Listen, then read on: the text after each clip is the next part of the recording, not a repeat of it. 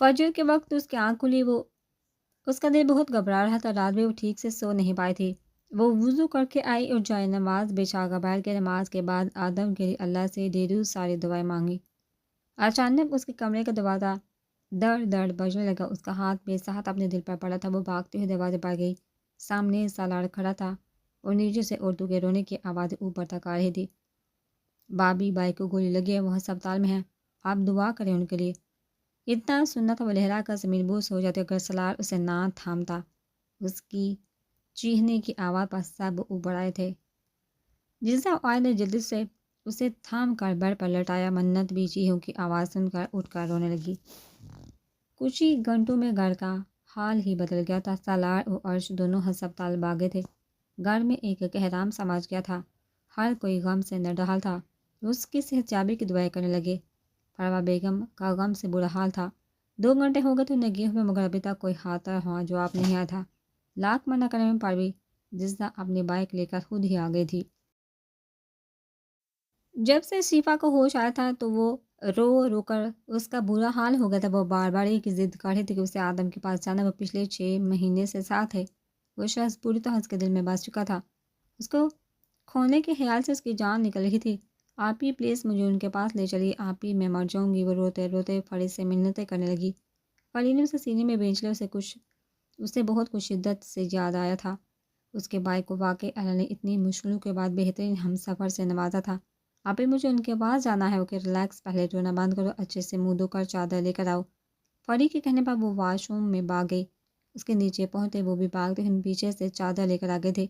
احد، فرید، فروا بیگم اور شفا کو ہسپتال لے کر آ گیا تھا، جہاں پہلے پولیس والوں کا ایک جم غفیر تھا۔ سعادہ بیگم اور عائد بھی آنا چاہ رہی تھی، مگر سالار نے سختی سے منع کیا تھا۔ اس مشکل وقت میں عقیدت ان دونوں کا ہی خیال رکھ رہی تھی، اور منت کو بھی اس نے سنبھالا ہوا تھا۔ وہ خود بھی بہت دکھی تھی، کیونکہ آدم نے ہمیشہ اسے عزت دی تھی۔ وہاں آتے ہی ان دونوں کے رکے ہوئے آنسو پھر بہنے لگے تھے۔ یار آپ دونوں تو رونا بند کریں، وہ ٹھیک ہو جائیں گے۔ دعا کرنے کی بجائے آپ لوگ رو کیوں رہے؟ عرش نے بے بسی سے کہا۔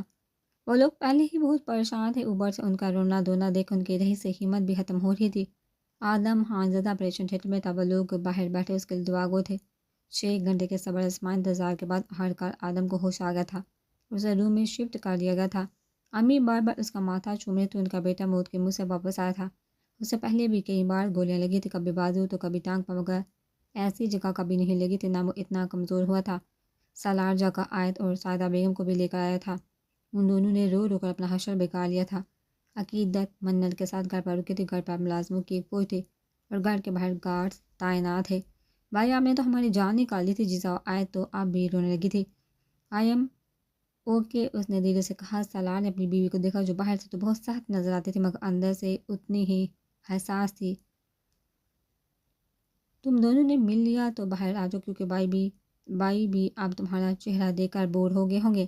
ابو نے وہ چہرہ دیکھنے تو جس کا وہ کب سے انتظار کر رہے ہیں۔ اور اس نے اندر آ کر رارے سے کہا تھا۔ وہ دونوں ہنستے ہنستے مسکراتے وہ اٹھ کر باہر چلے گئے۔ سالار بھی ان کے پیچھے ہی باہر آ گیا تھا۔ وہ روم میں داخل ہوا تو آدم حانزدہ کو پٹریوں میں جھگڑا دیکھ اس کے آنسو تیزی سے بہنے لگے۔ وہ دروازے سے لگا کھڑی تھی، اس کا جسم لرز رہا تھا، سوجی آنکھیں، چہرے پر پھیلے آنسو آدم کو بے سہاتا اس پر ٹوٹ کر پیایا تھا۔ کیا وہ اتنا اہم ہو چکا تھا اس لڑکی کے لیے؟ اس کا دل زور سے دھڑکا۔ آدم نے اسے اشارے سے اپنے پاس بلایا۔ وہ ویسے دروازے سے لگا آنسو بہاتے ہوئے پاس آئیے، اس نے دھیرے سے اسے پکارا۔ اس کے کہنے کی دیر تھی، وہ بھاگتے ہوئے اس کے سینے سے لگ کر پھوٹ پھوٹ کر رونے لگی۔ آدم حانزدہ تو اس کے اتنا رونے پر پریشان ہو گیا تھا، جہاں شفا نے سر اٹھایا تھا۔ سارا خط اس کے بالکل پاس ہی سے گولی لگی تھی۔ اسے درد تو ہوا، مگر وہ صبر کی، اس کے بالوں میں ہاتھ رکھ کر پھیرنے لگا۔ میں ٹھیک ہوں، مت روئیے، میں آپ کے بغیر مر جاؤں گی، آپ مجھے چھوڑ کر مت جانا، کبھی بھی نہیں۔ وہ پھوٹ پھوٹ کر رونے لگی۔ وہ سانس روک کے اس کو سننے لگا۔ اس پیاری لڑکی کو اللہ نے اس کے نصیب میں لکھا تھا۔ اس لڑکی کے دل میں اپنے لیے اتنی محبت دیکھ اس کا دل اندر تک سرشار ہوا تھا۔ اسے اپنے سارے عہد ٹوٹے محسوس ہوئے۔ جب روح کا دل ہلکا ہوا تو اسے اپنی پوزیشن کا احساس ہوا۔ وہ ہڑبڑا کر پیچھے آدم نے اس کے چہرے کی طرف دیکھا، جو خطرناک حد تک لال ہو رہا تھا۔ میں جا رہی ہوں، امی کو بلا رہی ہے، امی بلا رہی وہ اٹھ کر بھاگنے لگی مگر آدم نے اس کا ہاتھ تھام کر روک لیا. یہاں بیٹھے سکون مل رہا ہے مجھے. اس کی دھیمی آواز پر شیبا کی پلکیں لرز گئی. وہ واپس بیٹھ اس کا ہاتھ ابھی آدم کے ہاتھ میں تھا. منت کیسی ہے؟ منت ٹھیک ہے لیکن وہ عقیدت بابی کے پاس ہے. اس نے دھیرے سے بتایا. وہ آہستہ آہستہ اگر نودگی میں جانے لگا. نیند میں بھی اس نے شفا کا ہاتھ نہیں چھوڑا تھا. اے لڑکی مجھے ناشتہ بنا کر دو. وہ جو منت کو سلا کر ابھی کچن کی طرف چائے بنانے آئے تھے عشا کی آواز پر مڑ کر دیکھا. انہیں حیرانگی سے اس لڑکی کو دیکھا کیونکہ کل جب وہ کمرے میں گئی تھی تب تک تو کوئی بھی مہمان نہیں تھا. پھر یہ کون تھی؟ جی آپ کون ہیں؟ انہوں نے کنفیوز ہو کر پوچھا. میں اس گھر کے ہونے والے بہو اور شاہزادہ کی ہونے والی بیوی. اس کے لہجے میں جو ماں تھا ایک پل کو وہ ڈگمگا کے. ناشتہ بنا کر میرے روم میں بھجوا دو. عشا نے حقارت سے اسے دیکھا اور کچن سے باہر نکل گئی. وہ بے وجہ ہی شرمندہ ہوگی. آنکھیں آنسو سے بڑھ گئی تھی. دل میں ایک تیز اٹھی تھی. وہ کیسے کل رات جذبات میں بہہ گئی. کیسے بھول سکتی تھی وہ شخص اس کا کبھی نہیں ہو سکتا تھا. اس نے کیسے اسے اپنا آپ سونپ دیا تھا.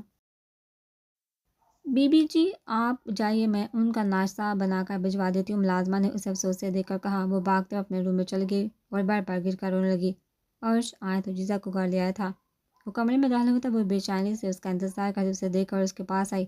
آنکھیں رونے کی چگلی کھاڑی تھی. عرش پریشانی سے اس کی طرف بڑھا. اس کا ہاتھ تھامنے کی کوشش کی جسے عقیدت نے بہت بری طرح سے جھٹکا. آپ کو جو چاہیے تھا آپ حاصل کر چکے ہیں. اپنی ضرورت میرے جسم سے پوری کر چکے. اب آپ مجھے طلاق دے دیں. اگر طلاق بھی نہیں دینا چاہتے تو مت دے مگر مجھے یہاں سے جانے دے. میں یہاں نہیں رہنا چاہتی. بہتر ہوگا آپ اپنی قدر سے شادی کر لیں. وہ بولی تو لہجہ خطرناک حد تک سنجیدہ تھا. اس کے چہرے پر گزری رات کا شعبہ تک نہ تھا. اسے کیا لگ رہا تھا؟ اس کی محبت کو ضرورت کا نام دے رہی تھی. سلار نے جارحانہ انداز میں اس کا منہ بوچا اور دیوار سے لگایا. کیا بکواس کر رہی ہے تم؟ دماغ میں بوسا بڑا ہوا ہے کیا؟ ایک بار سمجھ میں نہیں آتی کیا اس دماغ میں. اس کے ماتھے پر انگلی مارتے ہوئے دوڑا تھا. عقیدت نے ڈر کر اپنے چیخ کا گلا گھونٹا. اپنے دماغ سے یہ بات نکال دو کہ تمہیں مجھ سے آزادی ملے گی. میرے جیتے جی تو یہ ممکن نہیں. جو کرنا ہے کر لو. اور شادی تو میں اپنی کزن سے بھی کروں گا اور تم بھی میرے ساتھ ہوگی. سرد لہجے میں بولتا وہ اسے چھوڑ کر کمرے سے ہی نکل گیا. کہاں گئی تھی تم دونوں؟ عشا نے ان کو باہر جاتا دیکھ پوچھا. ناچنے. جزا نے ناگواری سے جواب دیا اور اندر بڑھ گئی. اس سے یہ لڑکی ایک آنکھ نہیں باتی تھی کیونکہ یہ کچھ ٹائم تک سالار کے پیچھے بھی تھی. بہانے سے اس کے آگے پیچھے گھومنا سب دیکھا تو اس نے مگر سعادہ بیگم کو اپنی بانجی کے کرتوت کبھی بھی نظر نہیں آئے تھے. ہم آدھا بائک پاس گئے تھے. اسپتال ان کو گولی لگی تھی. آیت نے اس کو جواب دیا. اچھا. اس کے اتنے نارمل ریئیکشن پر آیت کو اس پر غصہ. وہ بنا کچھ کے اندر بڑھ گئی. چھوٹی امی اس کو بہو بنانا چاہتی تھی جس کو رشتوں کا احساس نہیں. میں اپنے بھائی کے قاتل کو کبھی معاف نہیں کروں گا. وہ جہاں بھی چھپے ہیں ان کو 24 گھنٹے کے اندر ڈھونڈ کر نکالوں گا. کتے کی موت نہ مارا تو میرا نام ارمان نیازی نہیں. میں 1 مہینے کے لیے ملک سے باہر کیا چلا گیا. یہاں سب درہم برہم ہو گیا. وہ شخص ہاتھ میں شراب کا گلاس لیے چیخ رہا تھا. روحان صاحب کے بندے سر جھکائے کھڑے تھے. نکلو سارے کام پہ لگو. مفت کی ٹوٹیاں توڑنے کے لیے نہیں رکھا تم لوگوں کو میں نے. اس کے اشارے پر اس کے بندے بھاگتے ہوئے نکل گئے ادھر ادھر. انہیں ساتھ صوفے پر کھڑی لڑکی کو اپنے پاس بلوایا جو نازیبا لباس میں میک اپ میں تیار بیٹھی تھی. وہ نزاکت سے چلی اس کے پاس آئی. ایک انداز سے اس کے ہاتھ سے گلاس لے کر منہ میں لگایا. اس کے ساتھ لگ کر بیٹھ گئی. وہ انہی اداؤں کا تو دیوانہ تھا. اس نے ایک لڑکی کے بال میں ہاتھ پھنسا کر قریب کیا اور گناہ ثواب سے دور وہ دونوں ایک دوسرے کے وجود میں گم ہوتے چلے گئے. وہ نیوز دیکھ رہا تھا جہاں آدم خانزادہ کو گولی لگنے کی خبریں ہر نیوز چینل پر چل رہی تھی. وہ پولیس ڈپارٹمنٹ کا ایک بہت اہم حصہ تھا. لڑر اور بہادر جس نے بہت سارے کیس بہت بہادری اور سمجھداری سے حل کیے تھے. پر جاد ذرا میرے سالے صاحب کی خبر تو لو. سنا ہے موت کے منہ سے واپس آیا. بلال شاہ نے ایک پراسرار مسکراہٹ لیے پوچھا. جی سر ضرور. وہ سر کو ہم دیتا اٹھ گیا. آج 5 دن بعد آدم خانزادہ ہسپتال سے گھر آیا تھا. اس کے زخم بڑے تو نہیں تھے مگر بہت حد تک بہتر ہو گیا تھا. گھر میں خوشی کا ماحول تھا. پروا بیگم نے آتے سب سے پہلے اس کا صدقہ دیا تھا. منت بھی اپنے باپ کو دیکھا خوش ہو رہی تھی. وہ سب لاؤنج میں بیٹھے خوش کپوں میں مصروف تھے. عرش بیٹا مولوی صاحب کو فون کر کے کہہ دینا مدرسے سے بچے کل قرآن خوانی کے لیے. جی بڑی امی میں فون کر دوں گا. انہیں آس پاس نظر دوڑائی مگر دشمن جہاں اسے نظر نہیں آئی. آدم بیٹا نیچے والا روم صاف کروا دیا. تم جب تک بالکل ٹھیک نہیں ہو جاتے یہی رہنا. پروا بیگم نے آدم کو دیکھ کر کہا. مگر امی ہم کہاں رہیں گے؟ وہ جو آنکھیں مودے بیٹھا تھا شفا کی آواز پر حیرانی سے دیکھا. سب کے شبہ دبی دبی مسکراہٹ تھی. آدم کی گہری نظریں اس پر محسوس کر کے شفا سے پڑا گئی۔ وہ میرے کہنے کا مطلب نہیں تھا، وہ شرمندگی سے منمنائی۔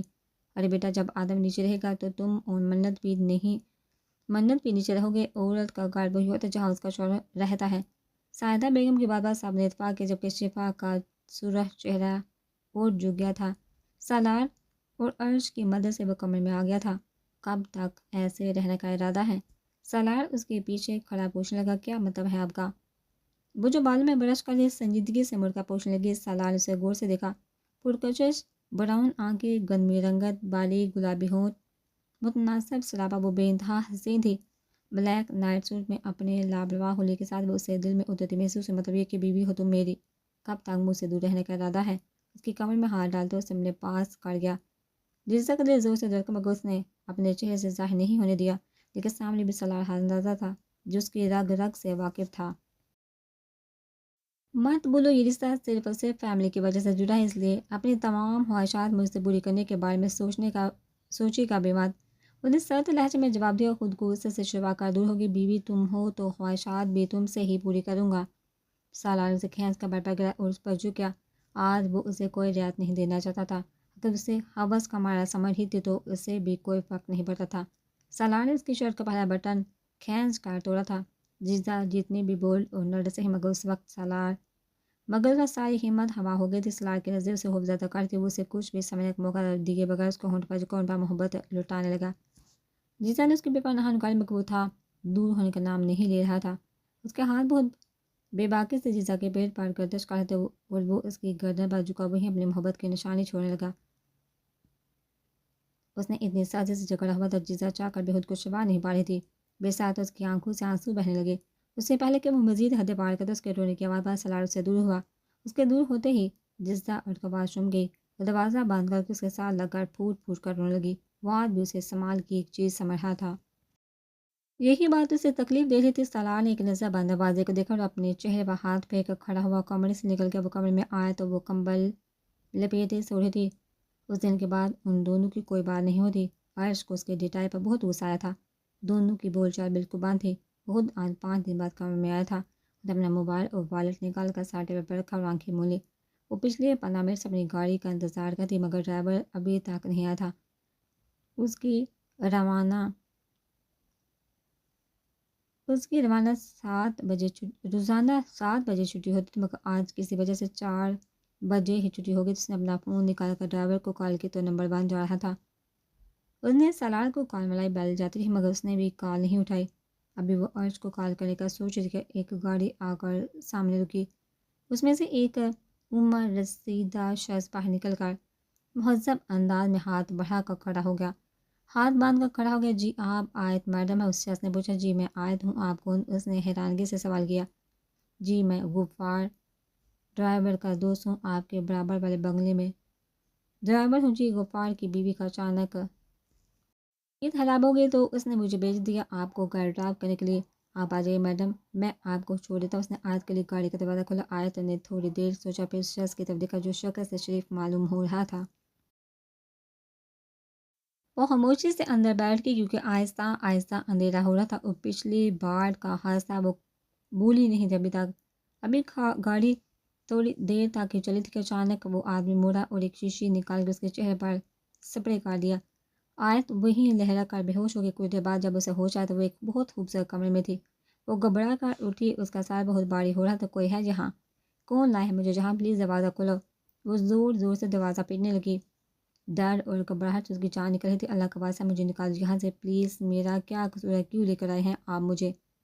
وہ رو رو کر ہلکان ہو رہی تھی اور اچانک دروازہ کھلنے پر جو چہرہ اس کے سامنے اسے دیکھ کر اس کی آنکھیں پھٹی پھٹی رہ گئی۔ اماں جان نے فروا بیگم کو فون کیا تھا، جس پر فروا بیگم نے بہت خوبصورت الفاظ میں رشتے سے معذرت کر لی تھی۔ انہوں نے شرمندگی سے بچنے کے لیے اماں جان سے کہا کہ آیت کا رشتہ پہلے ہی ہو چکا ہے۔